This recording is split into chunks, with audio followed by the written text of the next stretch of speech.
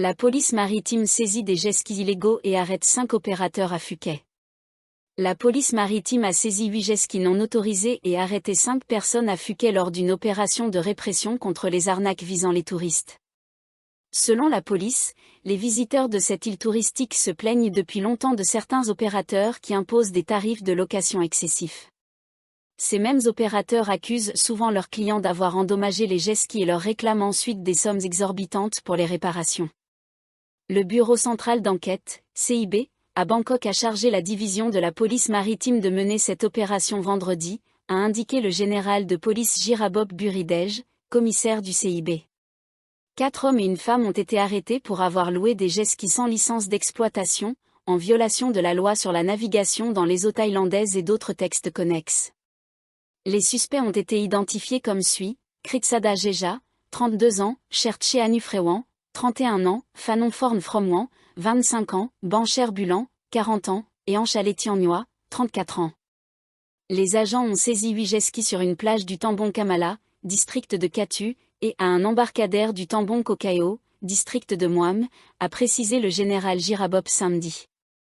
Les 5 suspects ont été remis au commissariat de Kamala et de Muam pour poursuite judiciaire.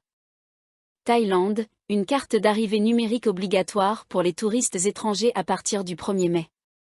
Les autorités thaïlandaises rappellent à tous les touristes étrangers prévoyant de se rendre en Thaïlande qu'ils devront remplir une carte d'arrivée numérique thaïlandaise, TDAC, au moins 3 jours avant leur voyage, à partir du 28 avril pour les arrivées à compter du 1er mai. Ce nouveau formulaire numérique, qui remplace le traditionnel formulaire papier TM.6, peut être rempli sur le site web de la TDAC, a précisé le porte-parole adjoint du gouvernement, Anukol Pruksanusak. Une application mobile TDAC, disponible sur Android et iOS, devrait également être lancée prochainement. La carte TDAC remplacera donc le formulaire TM.6, qui était auparavant exigé pour passer l'immigration. L'usage de ce formulaire a été suspendu depuis l'année dernière. Les voyageurs devront renseigner leurs informations personnelles, coordonnées de passeport, itinéraire, lieu d'hébergement et état de santé.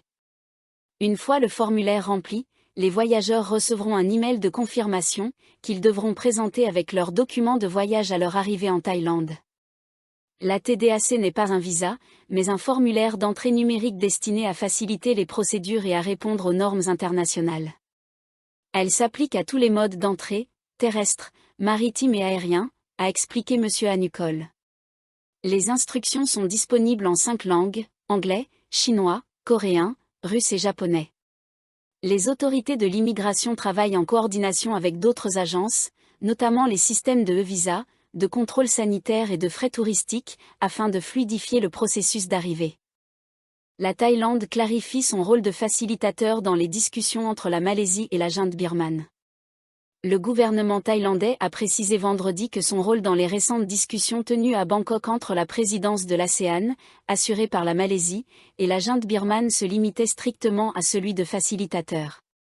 Cependant, un universitaire de renom a critiqué le manque de clarté qui entoure cette réunion et a appelé à des résultats plus concrets lors des prochaines rencontres.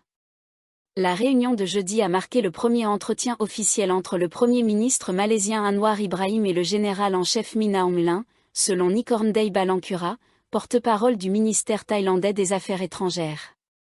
Cette rencontre a été initiée à la demande de M. Anwar, a précisé M. Nikorndej, ajoutant que la Malaisie avait pris contact avec la Birmanie et que la Thaïlande s'était chargée de l'organisation.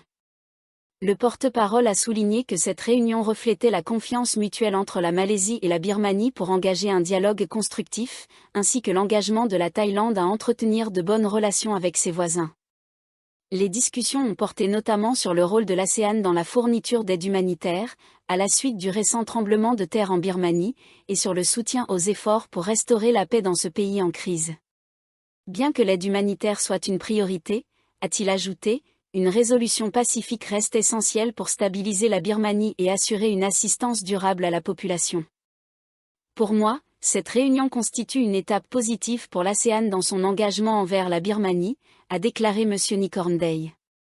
Sur Facebook, vendredi, le Premier ministre Anwar Ibrahim a écrit J'ai partagé les résultats de ma rencontre avec le général Min Aung Hlaing, lors de laquelle j'ai souligné l'urgence de mettre fin aux hostilités et de prolonger le cessez-le-feu afin de permettre l'acheminement de l'aide humanitaire.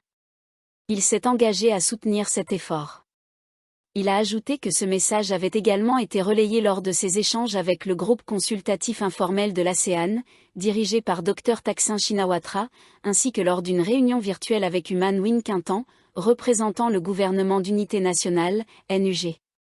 L'ASEAN doit créer les conditions pour que toutes les parties en Birmanie soient entendues, car la paix ne doit pas être monopolisée par une seule faction. L'avenir de la Birmanie doit être décidé par son peuple, a-t-il insisté. Je tiendrai à informer les autres dirigeants de l'ASEAN de ces démarches, qui, selon moi, doivent se poursuivre dans le cadre de l'organisation, sans ingérence extérieure. La construction de la confiance est essentielle, et cette dynamique doit rester menée par l'ASEAN. Nous continuerons à dialoguer avec toutes les parties pour soutenir la paix, la réconciliation et le bien-être du peuple birman. Des réactions mitigées dans la région.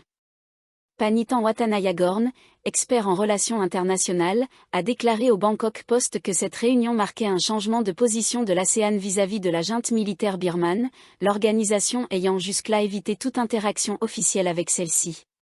Historiquement, la Thaïlande et la Malaisie ont eu des positions opposées. La Thaïlande prônait le dialogue avec le Tatmadaw, l'armée birmane, tandis que la Malaisie s'y opposait, a-t-il rappelé. Il a noté que bien que la position de M. Anwar ne représente pas nécessairement celle de toute l'ASEAN, son rôle de président actuel souligne l'importance du dialogue et de l'aide humanitaire. M. Panitan a salué l'initiative de M. Anwar d'avoir engagé le dialogue à la fois avec le Tatmadaw et le NUG, ce qu'aucun autre dirigeant n'avait réussi à faire jusqu'à présent. Cependant, il a exprimé ses inquiétudes quant au flou entourant l'ordre du jour, les participants et les objectifs de la réunion, ce qui a généré un certain scepticisme public quant au rôle de la Thaïlande. Il a ajouté que certains groupes ethniques birmans ont mal perçu l'attention accordée au chef de la junte, jugeant la rencontre déséquilibrée. Enfin, M. Panitan a exhorté la Thaïlande à adopter un rôle plus proactif à l'avenir, en proposant des structures plus claires, des objectifs définis, et des résultats tangibles, tels qu'un cessez-le-feu ou un dialogue inclusif. Cela renforcerait son rôle de médiateur régional au sein de l'ASEAN. Le gouvernement s'apprête à lever la loi martiale dans 4 districts du sud de la Thaïlande. Le gouvernement thaïlandais prévoit de lever la loi martiale dans 4 districts des 3 provinces frontalières du sud du pays, a annoncé le ministre de la Défense Fintam Wechayachai. Il a déclaré qu'il rencontrera prochainement les agences de l'État pour discuter de cette levée, à la suite d'un conseil des ministres délocalisé à Songkhla, les 17 et 18 février, au cours duquel il a été décidé que la loi martiale ne serait plus nécessaire dans 4 districts situés à Pattani, Yala et Narathiwat. Les efforts pour mettre fin au conflit dans le sud profond progressent, a affirmé M. Fintam, qui occupe également le poste de vice-premier ministre. Il a précisé qu'il se rendra dans ces 3 provinces frontalières les 26 et 27 avril pour rencontrer des entrepreneurs locaux, des chefs de district, des policiers, des militaires et des représentants du commandement avancé de la sécurité intérieure, ISOC Région 4. L'objectif est de recueillir des avis et informations avant de finaliser une nouvelle stratégie pour résoudre les troubles dans le sud. M. Fintam a également indiqué qu'aucune décision n'a encore été prise concernant la composition d'une nouvelle équipe de négociation pour la paix. Celle-ci dépendra de la stratégie à venir du gouvernement, qui définira l'orientation générale du processus de paix. Coopération renforcée entre la Malaisie et la Thaïlande.